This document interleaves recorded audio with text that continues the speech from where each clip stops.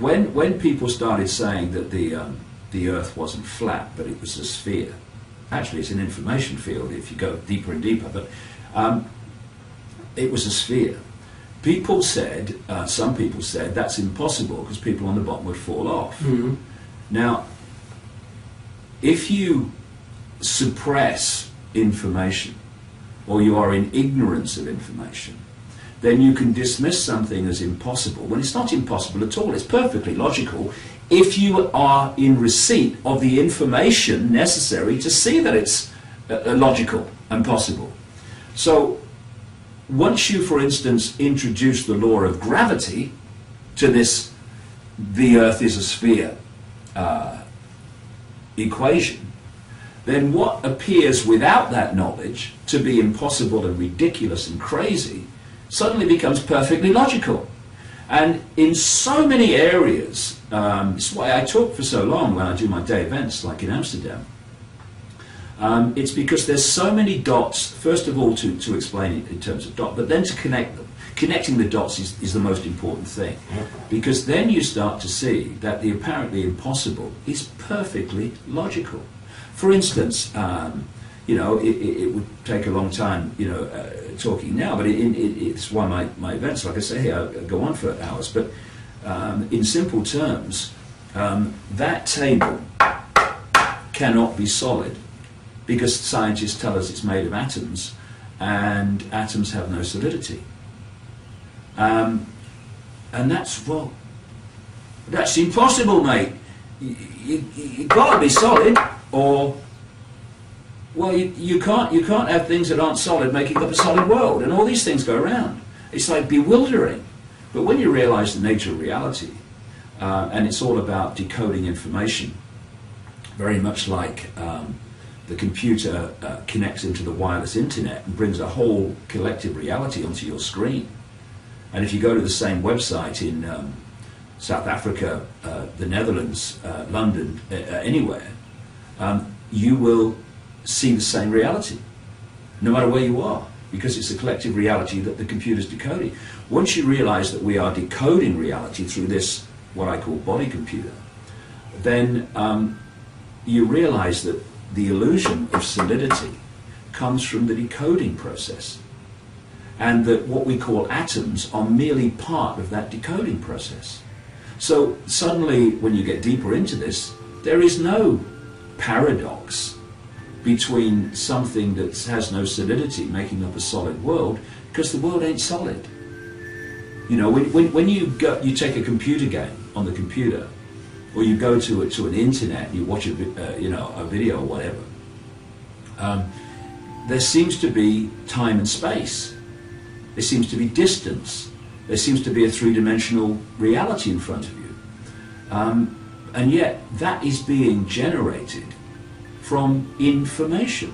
You put a disk in the computer, a software disk, look at it. I mean, it's just like a silver disk. There seems to be anything on it. But you put it in the tower or whatever, and that information is decoded into apparent time and space on the screen. Well, that's what we're doing. And atoms, what we call atoms, are merely part of that decoding process. But again, when is that ever discussed in the public arena? Never is. And so people are denied these wider understandings of reality, and without them they can't fully understand, or even nearly often understand, why the world is therefore structured as it is, and why these apparent scientific paradoxes and bewilderments are actually perfectly easily explainable. It goes back as we perceive time, although again, time's an illusion. Yeah. Again, that can be explained very simply, but in our perception of time, it goes back tens of thousands of years, probably hundreds of thousands of years possibly, that we have been in this bewildered, suppressed state, because it's clear when you look at the common themes, the extraordinary common themes of ancient legends and accounts from all different ancient cultures around the world, that there was a time when this earth, this reality, was very, very different, almost unimaginably different from what we have today. It was a time when humans had massive expansion of consciousness compared with today. They were capable of incredible feats. They lived vastly long lives. You know, when you see these ancient accounts about people living extraordinarily long lives, and people today go, that's not possible, that's ridiculous. But actually it was, because it was a different energetic environment, a different environment in terms of consciousness, and people had this awareness of the connection of everything. And when I watched the Avatar movie, I'm not saying this is what Cameron was depicting, I'm saying this is what it meant to me, where the blue people with the lion noses were in complete harmony with their environment, the animal kingdom, the natural world. That very much corresponds to the kind of world that these ancient accounts talk about, what some call the Golden Age. And then, and I go into this in my latest book, You Must Get Off Your Knees, to a very large extent, great detail. There was what I call the schism. Something intervened, and a vast change took place. And this is what, not just the Bible, but ancient accounts around the world often describe as the fall of man, or the fall of humans. It was a fall into ignorance from what we were like before, and that fall into ignorance was not by natural disaster or natural change. It was caused by intervention by a non-human race. And the more that the years have passed, the more that I've understood the deeper levels, and there's so much more to know, the deeper levels of reality and how reality works, the more blatantly obvious it's become to me in terms of how they do it, how they did it, how they brought about that massive, quote, fall from expanded consciousness into a state of manufactured ignorance.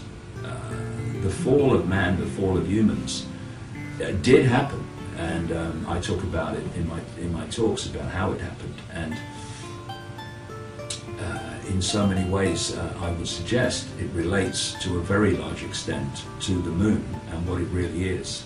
And the fact that the moon has not been here anything like as long as that's about your book. I'm saying it is one of two things. It's either a hollowed out planetoid, and interestingly, there's more and more speculation that the moon of Mars, Phobos, is actually some kind of either hollowed out or manufactured craft rather than what it seems to be. The moon is either something like that, or it's totally created, totally manufactured.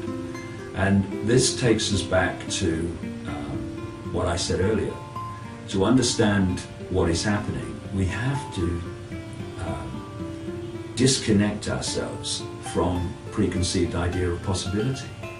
Because, hey, you can't make that. Well, no, you can't make that. The people that made it can make it. And what happened in terms of the moon was exactly the same sequence that we talked about right at the start. In that I sat down at my computer one day when I was writing this latest book, and I felt the energy in the room change, which is always a sign for me that something's going on in terms of information, because it's happened so often. And then I got this very clear, strong thought go through my mind. Again, something I've experienced many times. And it just said, the moon's not real as you think it is. The moon's not what you think it is. And from that initial kind of thought, I went onto the internet and put a few relevant words into Google, and up came a book called Who Built the Moon, which I didn't know about at the time. and I sent for that. I read it in like 24 hours or so.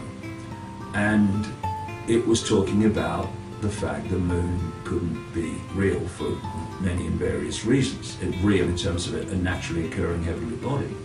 And what's amazing when you get into this whole area of research is so many things that are considered and even taught as scientific fact turn out to be nothing more than someone's bloody theory, which through repetition has been accepted to be how it is.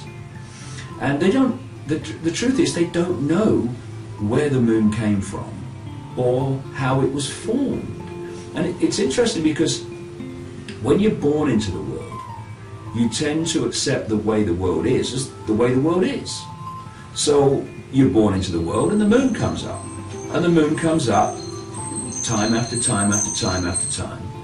And it goes through its sequence of full moon down to whatever the sequence, down to the sequence where we have the new moon and all the rest of it. And you kind of accept it because it's there. But when you start asking questions about it, it's like, I never knew that. First of all, they have no idea where it came from. The theory that they'll quote to you, if you say to mainstream science, how was the moon formed? They'll say, well, a Mars-type planet crashed into the Earth in its kind of early formation, and a great chunk came off and became the moon. And then when the physics of that didn't work out, that was called the whack theory, or the big whack theory. And then when the physics of that didn't work out, they came up with a double whack theory, which is that the Mars-type planet hit the Earth and went away and then came back and hit it again. And the truth is, they haven't got a clue how the moon was formed. As one scientist said, the only thing you can say about the moon is it must be observational error, because it shouldn't be there. It's far, far too big to be a satellite of a planet the size of the Earth. It's bigger than Pluto, you know? And as you know, one scientist speculated that the Earth, with its magnetic field, might not have any satellites at all. But if it did, it should be a very small satellite, he postulated, maybe 30 miles around. This moon is 2,100 odd miles around. And so it shouldn't be there. And so if you want to know what's happening, you look at these anomalies and you go, okay, there's something to follow up here. There's something to play out, to see what this moon's all about. But what most people do, because of their preconceived idea and their manipulated sense of possibility, is they won't do that. They'll dismiss it. Ah, the moon, don't be stupid, you're mad. Reptiles, now the moon's not real, you're not right in the head, mate. But what I am is someone that wants to know what's going on, wants to know how things are so we can do something about it. And if people want to call me crazy or dismiss me, well, they have a right to do that. Couldn't care less, mate, you know, couldn't care less. It's not even water off a duck's back anymore, you know. Yeah, okay, I'm crazy, all right. I'm pleased for you. But what I'm interested in is what's happening, and I will go on pursuing what I believe I need to understand, no matter what people say to me. You know, you don't want to believe the moon's not what you think it is? Fine. You believe what they tell you it is. I don't have a problem with that. But don't tell me what to think, and don't tell me what to do, because I won't have it. And that's the only way you're going to actually find out what's happening in the world, when you're prepared to go to places where you know you're going to get ridiculed, you know you're going to get dismissed, but they're places you need to go if you're going to take the next step down the rabbit hole. Free our minds from the programming that turns infinite consciousness, having an experience, into a four-legged animal from which we get wool, that have lost the ability to decide perception and reality for themselves and have to have it decided for them.